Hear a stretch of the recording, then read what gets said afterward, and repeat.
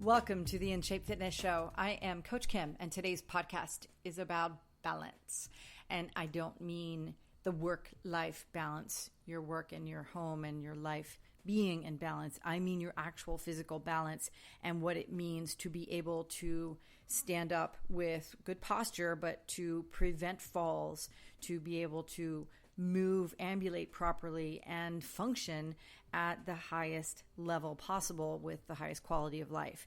And it's important because a lot of my clients, who a lot of them are a little older, they have atrophied muscles and sort of their sedentary lives have caused over time imbalances. Their vestibular system has atrophied and their sense of equilibrium is off. And so moving around can be quite a job and it can be quite risky, particularly when you get a little bit older.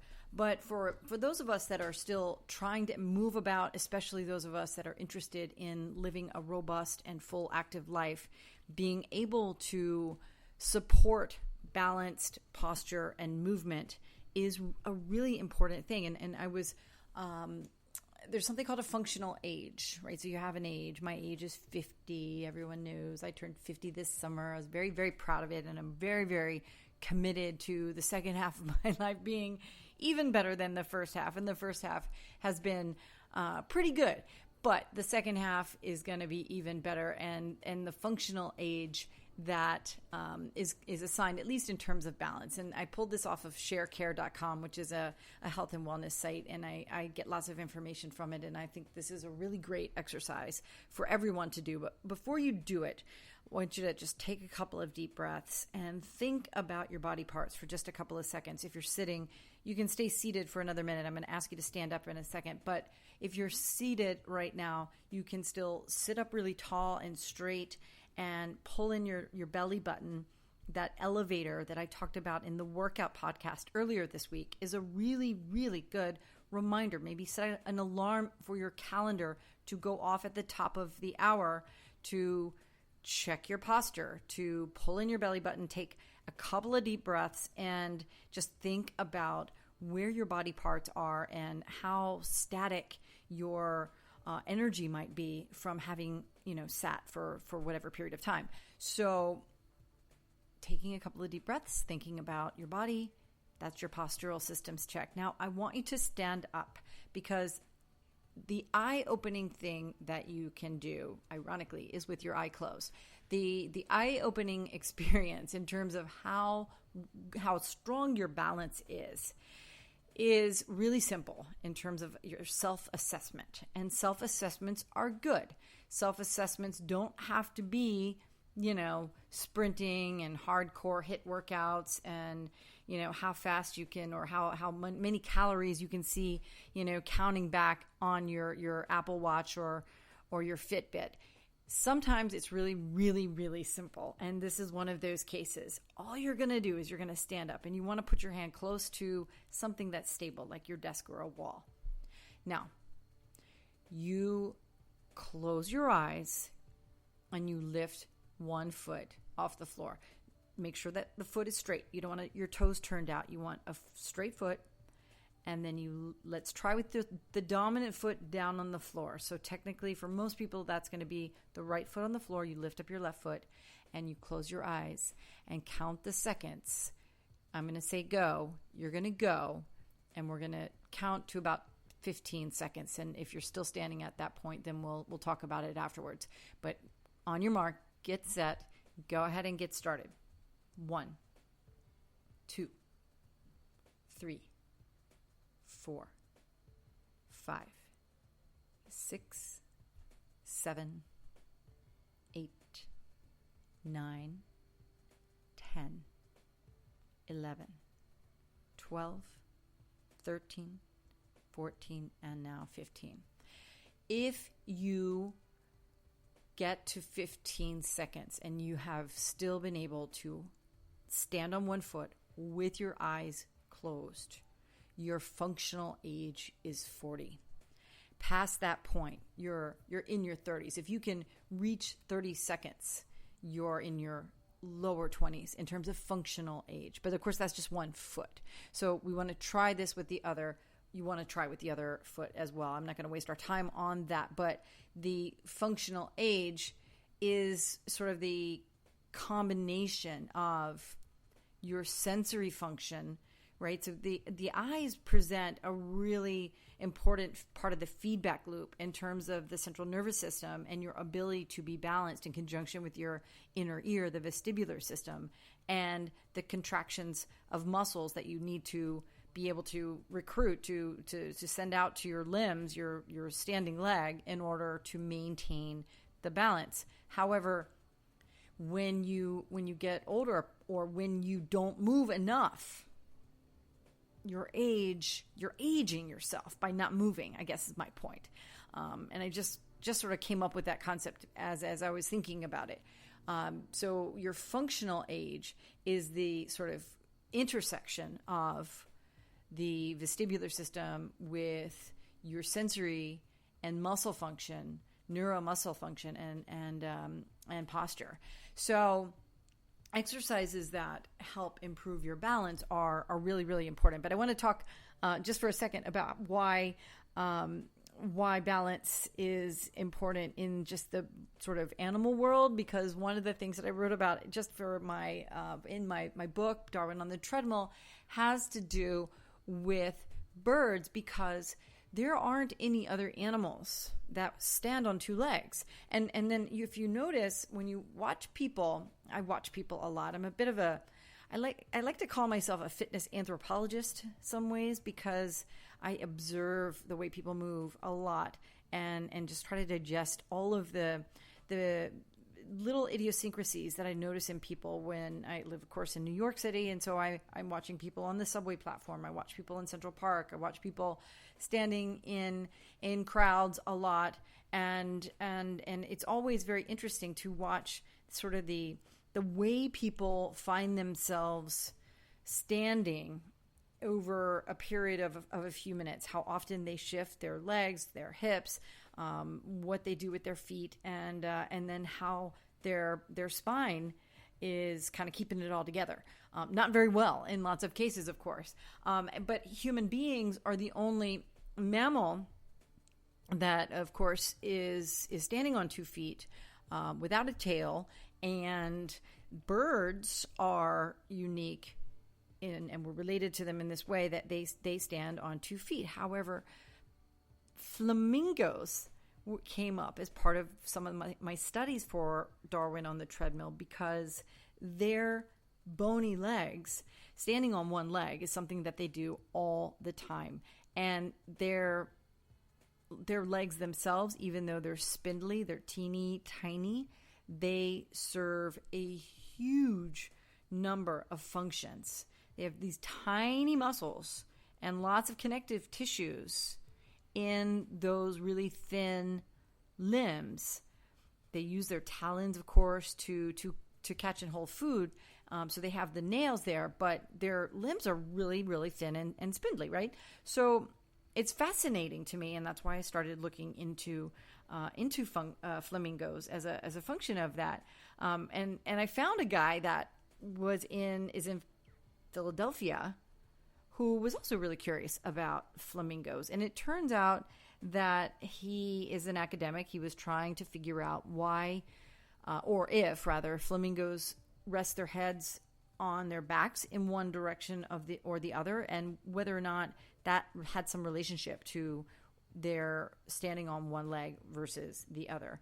And I got to thinking about it in terms of that. It's what made me connect to people, because if you are a woman or a guy, you might carry a bag around with you during the day.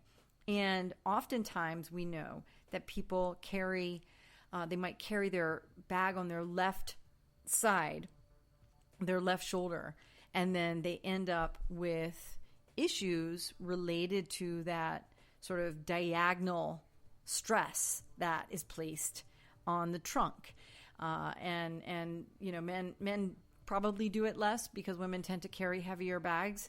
I know I stopped carrying a single shoulder bag for the most part. Sometimes I do, but most of the time I'm with a backpack, so that I have equal equal amount of pressure on both sides of my body.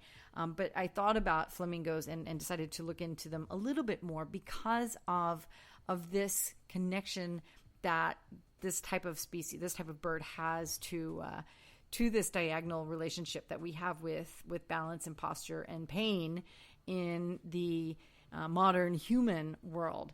So the scientists in Philadelphia, sort of watched flamingos, collected data on the movements and the static posture of flamingos over, several months of time. But what they figured out is that they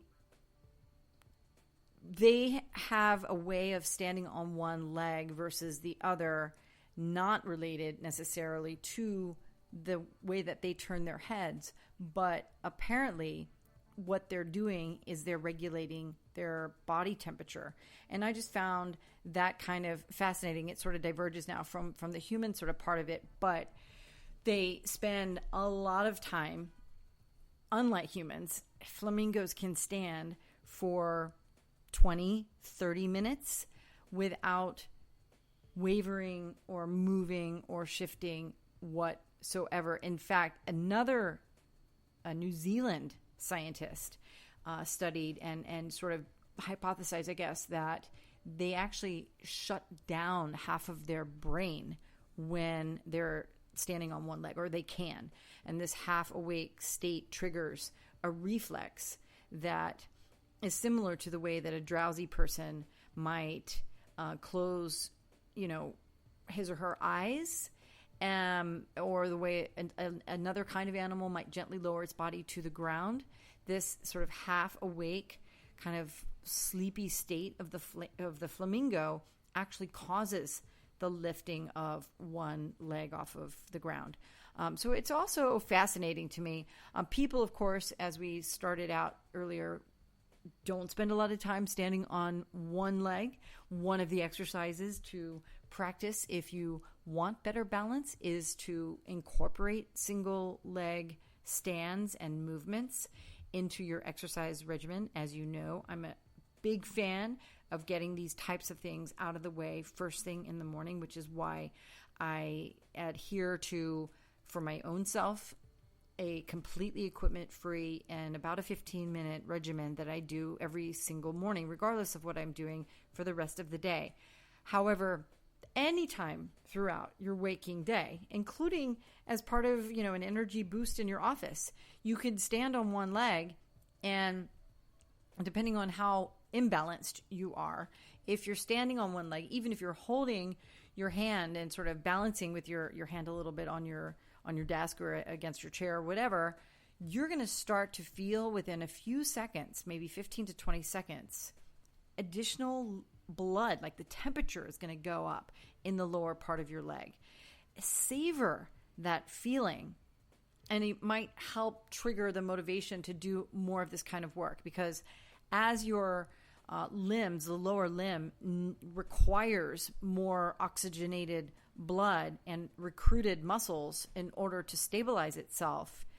That's your metabolism, that's cellular respiration and metabolism in action, which is an energy builder and, of course, an overall health sort of functional component of your life that, we got to face. We're not getting if we're sitting at our desks all day. So moving along here, I want to also talk a little bit about why or how rather shoes have impacted balance a little bit, and then how posture deviations alter your sense of balance. I started also talking about the head. We're going to go back to that in a couple of minutes. But I love talking about the impact that shoes have had on our balance, because one of the very reasons why I decided to write a book that wasn't a how-to book, in terms of what I like to do for fitness, how I train my clients in terms of fitness, but it was really more sort of a deconstruction of functional fitness,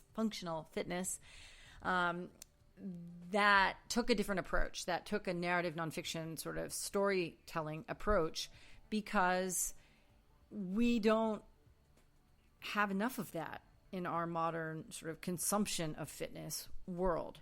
So I loved Born to Run. I talk about Born to Run, the book by Christopher McDougall, who wrote about the Tarahumara Native Indian tribe and how our modern sense of running has been altered so much by this sort of obsessive approach to different types of things. And a lot of it has to do with shoes. It's unfortunate that our sedentary lives, we've created such a complicated situation for ourselves, and it's snowballing currently. We haven't gotten a grip on it yet. So we're still out there trying to figure it all out, unravel this tangled web of mistakes that have been made over time related to the development of the running shoe to a certain degree, and how much pain and suffering we've experienced as a result of it. People are motivated to get out there and move, but our bodies are not really ready for it in a way. And so there's this like love-hate thing with exercise. And when you do love it and you start consuming it, then it becomes, a part of your life, sometimes not a very healthy part of your life. But when you step back and you look at all the variables that are involved, one of the things that is really impactful is the strength of your foot, and that the relationship that your foot has to your shoe, and then thus your functional strength. Maybe that functional age comes back in, though I haven't met anyone or read anything about how to sort of combine that and create a self-assessment for it. But in developed countries, as you know, people wear shoes all day long. Shoes are a great accessory for life. They're pretty. They're a status symbol. Shoes protect your foot from the elements, and they provide warmth, and they protect you from the sun, the elements again, from sun and rain. They prevent sharp objects from impaling into your foot, obviously, and any other things that might be dangerous in terms of making contact with your skin. But unfortunately, shoes have also wreaked havoc on the anatomy that they are designed to protect. Modern feet struggle to support the human body because they don't get any action, because the anatomy, the bone, muscle, soft tissue, and neuromuscular response function is sleeping. It's dormant. And this is one of the main reasons why balance improvements really have to be a main priority when it comes to your functional ability level. And just to be a broken record again, I want to reiterate, and you know this probably if you've been listening to my podcasts, workouts, and these podcast shows for the number of years that I've been doing them. I am not trying to deliver information to teach you to be a bikini model or to look great in a little black dress necessarily, or fit into those tiny, skinny jeans. We're talking about functional ability without undue fatigue, medical interventions, and pain. Pretty simple stuff. Being able to live your life without those things, without pain and suffering, and then without having to give up stuff, without having to give up parts of your life that you start saying, I'm too old to do that. I'm too old to do that. I can't do that anymore. I used to be able to do that. That sucks. I know so many people that are younger than I am that will say, I can't sit down on the floor. I can't go to the playground and play. I'll sit and watch, but I can't chase you around the playground. I can't push you on the swing. I can't play hide and seek. I can't climb a tree. These are all Chris Kid things because I have a young daughter, and so much of my life is really focused on the functional abilities that I need as a mom to be the kind of mom that I want to be. So So back to other types of activities that people, lament that they've lost the ability to do, different sports, not being able to run, not being able to play tennis anymore, not being able to, and then when you're older, not being able to get into a deep shower or a nice, deep bath anymore because you're afraid you're going to fall down, not being able to take the stairs anymore. Those kinds of things start to happen, and they are starting to happen for people at younger and younger ages. So we are aging ourselves with the sedentary lives that we're living. And believe it or not, shoes play a big role. Now, shoes have been around for a really long time. Ancient shoes actually were discovered in multiple locations dating back 10,000 years. And some scientists think that rudimentary footwear may have actually appeared even earlier than that. They cite the evolution of the foot itself for the theory, because our ancestral brethren, like the Neanderthals and Homo erectus, they went through a period of time where our feet shrank in size. And got narrower and shorter, particularly the big toe. Apparently, there used to be a much wider gap between the big toe and the rest of the toes. Now, if you have bunions, please get in touch with me, and I will send you some information about the research I did specifically about bunions for the book, because I did that.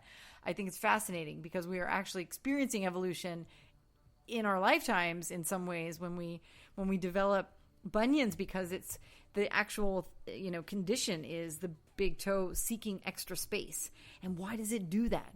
It does that because it wants more stability. Your foot is trying to splay out wider in order to stabilize you on your feet, and that's why the big toe jets out from the tarsal. Okay, so anyway, so the foot used to be wider, and then our feet started to shrink, and then shoes were invented, and of course we know what happened after that. But we don't really know a ton about until recently, and we really just started experiencing this to a significant degree. Now, I know that there are these, I've seen in museums even, really beautiful shoes from Asia and from Europe back in the, in the 15th century and the 16th century, super high heels. And of course there's the foot binding tradition that took place in Asia for many, many years, where the foot was actually sort of constricted and that sort of thing. But what we only recently in the last few decades experienced were this sort of smattering, this bouquet of foot problems related to the dysfunction of the foot anatomy. And a lot of it really has to do with the lack of motion, the lack of foot movement that takes place as a result of our feet being encased in shoes all day long.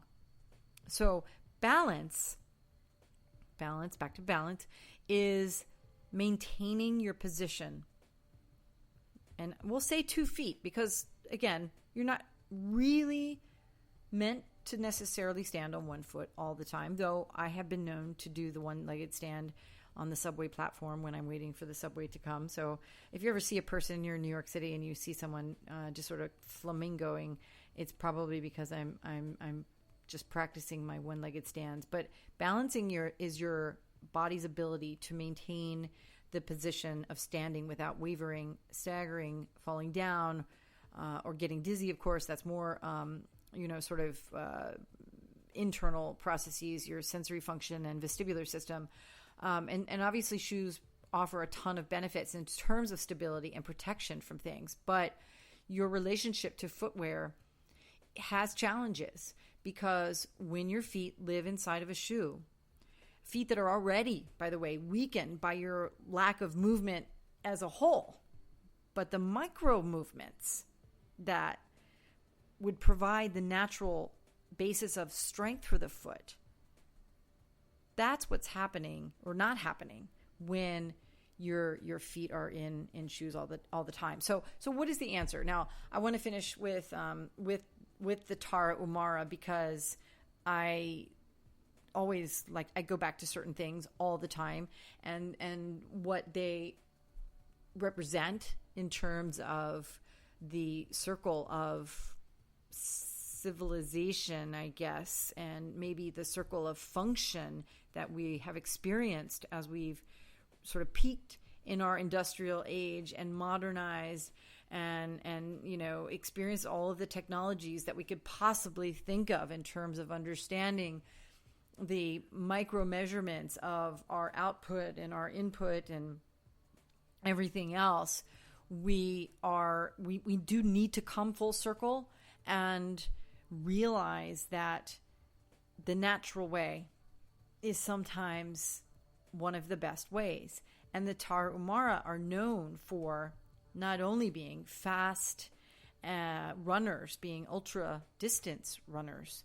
They wear sandals when they run. They don't run in, like the most expensive cushioned high-tech shoe that's out at the high-tech shoe store is going to sell you after looking at your gait on a video.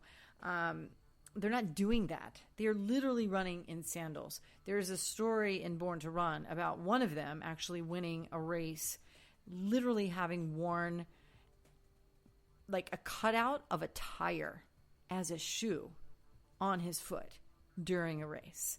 And so it's no joke. And this is not something that happened 100 years ago. This happened, this particular race I think happened like 15 years ago. So these are people that are in modern life right now that are not wearing shoes all the time. And it, of course, if you know, the barefoot running industry did spawn a whole sort of cottage part of the industry in terms of the benefits of breaking out of running shoes and sort of heading out for runs without all that protection, whether it's in your total bare feet or in those special 5-finger shoes that Vibram makes, or in something more akin to a running sandal.